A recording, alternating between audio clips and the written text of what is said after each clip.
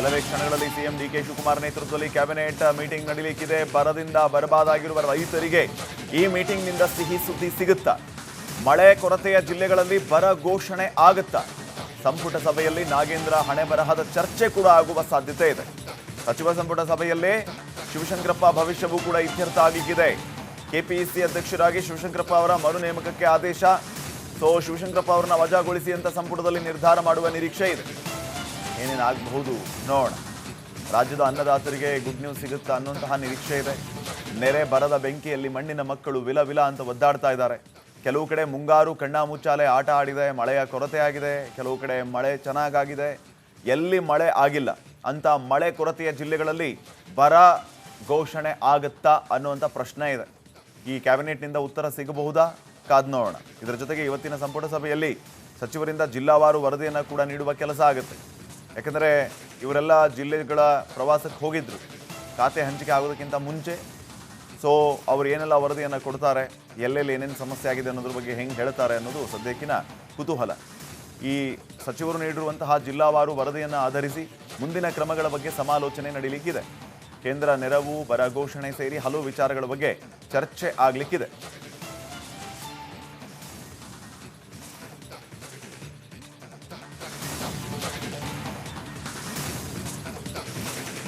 ಈ ಕ್ಯಾಬಿನೆಟ್ ಮೀಟಿಂಗ್ನ ಬಗ್ಗೆ ಭಾರಿ ನಿರೀಕ್ಷೆಗಳಂತೂ ಗರಿಗೆದರಿದೆ. ಏನೆಲ್ಲ ಆಗಬಹುದು ಅನ್ನುವಂತಹ ಪ್ರಶ್ನೆ ಇದೆ. ಒಂದು ಕಡೆ ಬರಪೀಡಿತ ಜಿಲ್ಲೆಗಳಲ್ಲಿ ಬಹಳ ಸಮಸ್ಯೆಗಳಿದೆ. ಆ ಬರಪೀಡಿತ ಜಿಲ್ಲೆಗಳ ಸಮಸ್ಯೆಗಳನ್ನು ದೂರ ಮಾಡಬೇಕು ಅಂತಂದರೆ ಸರ್ಕಾರ ಆ ರೈತರ ಸಹಾಯಕ್ಕೆ ಧಾವಿಸಬೇಕು. ಇದರ ಜೊತೆಗೆ ಸದ್ಯಕ್ಕೆ ಎಲ್ಲೆಲ್ಲಿ ಏನೇನು ಸಮಸ್ಯೆ ಇದೆ ಅಂತ ಏನು ಜಿಲ್ಲಾ ಸಚಿವರುಗಳು ಜಿಲ್ಲಾವಾರು ಪ್ರವಾಸವನ್ನು ಮಾಡಿ ವರದಿಯನ್ನು ಸಿದ್ಧಪಡಿಸಿಕೊಂಡಿದ್ದಾರೆ, ಅವರು ಕೂಡ ಈ ಬಗ್ಗೆ ಗಮನ ಹರಿಸಬೇಕು ಅನ್ನುವಂತಹದ್ದು ಮುಖ್ಯವಾದಂತಹ ಪ್ರಶ್ನೆಯಾಗಿದೆ.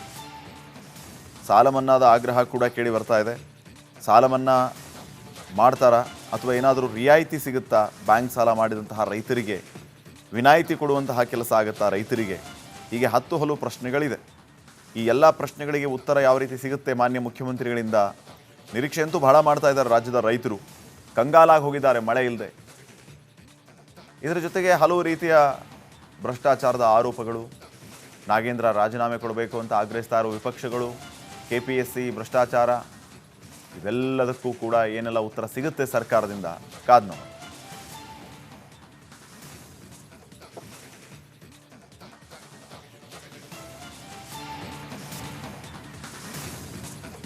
ಇನ್ನಷ್ಟು ಅಪ್ಡೇಟ್ಸ್ ಕೊಡ್ತಾರೆ ಪ್ರತಿನಿಧಿ ಬಸವರಾಜ್. ಈಗ ಫೋನ್ ಸಂಪರ್ಕದಲ್ಲಿ ಬಸವರಾಜ್, ಇನ್ನೇನು ಕೆಲವು ಕ್ಷಣಗಳಲ್ಲಿ ಮೀಟಿಂಗ್ ಆರಂಭ ಆಗುತ್ತೆ. 3 ಗಂಟೆಗೆ ಮೀಟಿಂಗ್ ಅಂತ ಹೇಳಿದ್ದಾರೆ. 2 ನಿಮಿಷ ಬಾಕಿ ಇದೆ.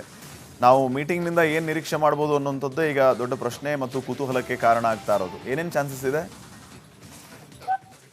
ಬಹಳ ಪ್ರಮುಖವಾಗಿ ಇವತ್ತಿನ ಕ್ಯಾಬಿನೆಟ್ ಮೀಟಿಂಗ್ ನಲ್ಲಿ ಬರದ ವಿಚಾರವಾಗಿ ಚರ್ಚೆ ಆಗುತ್ತೆ ಅನ್ನುವಂಥದ್ದು ಈಗ ಗೊತ್ತಾಗ್ತಾ ಇರ್ತಕ್ಕಂಥ ವಿಚಾರ. ಯಾಕಂದ್ರೆ ಈಗಾಗಲೇ ಸಚಿವರಿಗೆ ಒಂದು ಸೂಚನೆಯನ್ನು ಕೊಡಲಾಗಿರ್ತಕ್ಕಂಥದ್ದು. ಸಿಎಂ ಡಿಕೆ ಶಿವಕುಮಾರ್ ಅವರು ಯಾವಾಗ ಸಚಿವರಿಗೆ ಬರಗಾಲದ ಅಧ್ಯಯನಕ್ಕೆ ಸೂಚನೆ ಕೊಟ್ಟಿದ್ರು, ಜಿಲ್ಲಾಧಿಕಾರಿಗಳ ಜೊತೆ ಸೇರಿ ಜಿಲ್ಲಾವಾರು ಒಂದು ಬರಗಾಲ ಅಧ್ಯಯನ ಮಾಡಿರ್ತಕ್ಕಂಥದ್ದು, ಆ ಜಿಲ್ಲೆಯ ತಾಲೂಕು ಮಟ್ಟದಲ್ಲಿ ಕೂಡ ಅಧ್ಯಯನ ಮಾಡಿರ್ತಕ್ಕಂಥದ್ದು. ಈ ಒಂದು ವರದಿಯನ್ನು ಇವತ್ತು ಅಧಿಕಾರಿಗಳಿಂದ ಸಚಿವರಿಂದ ತೆಗೆದುಕೊಳ್ಳುವಂತ ಸಾಧ್ಯತೆ ಇದೆ. ಬರದ ವಿಚಾರವಾಗಿ ಸರ್ಕಾರ ಕೂಡ ಸೀರಿಯಸ್ ಆಗಿರ್ತಕ್ಕಂಥದ್ದು. ಈಗಾಗಲೇ ಸದನದಲ್ಲಿ ನಾಗೇಂದ್ರ ಅವರ ವಿಚಾರವನ್ನು ಇಟ್ಟುಕೊಂಡು ಪ್ರತಿಭಟನೆಯನ್ನು ಮಾಡ್ತಿರ್ತಕ್ಕಂಥ ವಿಪಕ್ಷಗಳಿಗೆ ಬರದ ವಿಚಾರವಾಗಿ ಚರ್ಚೆ ಮಾಡೋಣ, ಪ್ರತಿಭಟನೆಯನ್ನ ಕೈ ಬಿಡಿ ಅನ್ನುವಂತ ಮನವಿಯನ್ನು ಕೂಡ ಸಾಕಷ್ಟು ಬಾರಿ ಮಾಡಿರ್ತಕ್ಕಂಥದ್ದನ್ನ ನೀವು ಗಮನಿಸಿದಿರಿ. ಈಗ ಆದ್ರೂ ಕೂಡ ಸದನದಲ್ಲಿ ನಾಗೇಂದ್ರ ಅವರ ವಿಚಾರವಾಗಿ ಪ್ರತಿಭಟನೆಗಳು ನಡೀತಾ ಇದ್ದಾವೆ. ಹೀಗಾಗಿ ಬರದ ವಿಚಾರವಾಗಿ ಇಲ್ಲಿವರೆಗೂ ಕೂಡ ಸದನದಲ್ಲಿ ಚರ್ಚೆಗೆ ಬಂದಿಲ್ಲ. ಇನ್ನು ಮುಂದೆ ಅದನ್ನ ಚರ್ಚೆಗೆ ತರಬೇಕು ಅನ್ನುವಂಥದ್ದು ಸರ್ಕಾರದ ಒತ್ತಾಯ. ಆ ನಿಟ್ಟಿನಲ್ಲಿ ಕೂಡ ಇವತ್ತು ಕ್ಯಾಬಿನೆಟ್ ಮೀಟಿಂಗ್ ನಲ್ಲಿ ಚರ್ಚೆ ಆಗ್ತಕ್ಕಂಥದ್ದು. ಇನ್ನು ಉಳಿದಂತೆ ಈ ಜಿಲ್ಲಾಧಿಕಾರಿಗಳಿಂದ ಮತ್ತು ಜಿಲ್ಲಾ ಸಚಿವ ಉಸ್ತುವಾರಿ ಸಚಿವರಿಂದ ಸಂಗ್ರಹಣೆ ಆಗ್ತಕ್ಕಂಥ ವರದಿ ಅಂಕಿಅಂಶಗಳು ಬರದ ವಿಚಾರವಾಗಿ ತೆಗೆದುಕೊಂಡು ಅದನ್ನ ಮುಂದೆ ಹೈಕಮಾಂಡ್ ಮುಂದೆ ಕೇಂದ್ರ ಸರ್ಕಾರಕ್ಕೆ ಸಲ್ಲಿಸಬೇಕಾಗಿರ್ತಕ್ಕಂಥದ್ದು ರಾಜ್ಯ ಸರ್ಕಾರದ್ದು. ಯಾಕಂದ್ರೆ ಕೇಂದ್ರಕ್ಕೆ ಈ ಒಂದು ವರದಿಯನ್ನ ಸಲ್ಲಿಸಿ ಬರವನ್ನ ಘೋಷಣೆ ಮಾಡಿದಂತ ಸಂದರ್ಭದಲ್ಲಿ ರಾಜ್ಯಕ್ಕೆ ಅನುದಾನವನ್ನ ಕೇಂದ್ರ ಸರ್ಕಾರ ಬಿಡುಗಡೆ ಮಾಡಬೇಕಾಗುತ್ತೆ.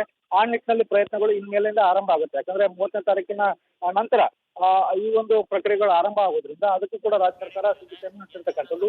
ಇನ್ನುಳಿದಂತೆ ಇನ್ನೊಂದು ವಾರಗಳ ಕಾಲ ಅಧಿವೇಶನ ಇರೋದ್ರಿಂದ ಒಂದಷ್ಟು ಮಸೂದೆಗಳನ್ನು ಕೂಡ ಹೊಸದಾಗಿ ಮಂಡಿಸಬೇಕು ಅನ್ನುವಂತ ಇರಾದೆ ಕೂಡ ರಾಜ್ಯ ಸರ್ಕಾರಕ್ಕಿದೆ. ಆ ನಿಟ್ಟಿನಲ್ಲಿ ಇವತ್ತು ಕ್ಯಾಬಿನೆಟ್ ನಲ್ಲಿ ಚರ್ಚೆ ಆಗ್ತವೆ ಅನ್ನೋದು ಬಹಳ ಪ್ರಮುಖವಾಗಿ ಗೊತ್ತಾಗ್ತಾ ಇರತಕ್ಕಂಥ ವಿಚಾರ. ಮತ್ತು ನಾಗೇಂದ್ರ ಅವರ ವಿರುದ್ಧ ಏನು ಪ್ರತಿಭಟನೆಯನ್ನು ಮಾಡ್ತಾ ಇದ್ದಾರೆ ವಿರೋಧ ಪಕ್ಷಗಳು, ಅದನ್ನ ಕಟ್ಟಿ ಹಾಕುವ ನಿಟ್ಟಿನಲ್ಲೂ ಕೂಡ ಇವತ್ತು ಕ್ಯಾಬಿನೆಟ್ ನಲ್ಲಿ ಚರ್ಚೆ ಆಗ್ತಕ್ಕಂಥದ್ದು ಬಹಳ ಪ್ರಮುಖವಾಗಿ. ಇನ್ನು ಉಳಿದಂತೆ ಏನು ಕೆಪಿಎಸ್ಸಿ ಹಗರಣ ಆಯ್ತು, ಶಿವಶಂಕರಪ್ಪನ ಸಹಕಾರ ಏನಿದ್ದಾರೆ ಅವರನ್ನ ಈಗಾಗಲೇ ಕೋರ್ಟ್ ಒಂದರಷ್ಟು ರಿಲ್ಯಾಕ್ಸ್ ಅನ್ನು ಕೊಟ್ಟಿರ್ತಕ್ಕಂಥದ್ದು, ಆ ಬಗ್ಗೆ ಯಾವ ರೀತಿ ನಿರ್ಧಾರವನ್ನು ರಾಜ್ಯ ಸರ್ಕಾರ ತೆಗೆದುಕೊಳ್ಬೇಕು ಅನ್ನುವಂಥ ನಿಟ್ಟಿನಲ್ಲಿ ಕೂಡ ಇವತ್ತಿನ ಕ್ಯಾಬಿನೆಟ್ ಮೀಟಿಂಗ್ ನಲ್ಲಿ ಬಹಳ ಪ್ರಮುಖವಾಗಿ ಚರ್ಚೆ ಆಗ್ತಕ್ಕಂಥ ವಿಚಾರ. Patil. Okay, thank you Basavaraj ಮಾಹಿತಿಗಾಗಿ.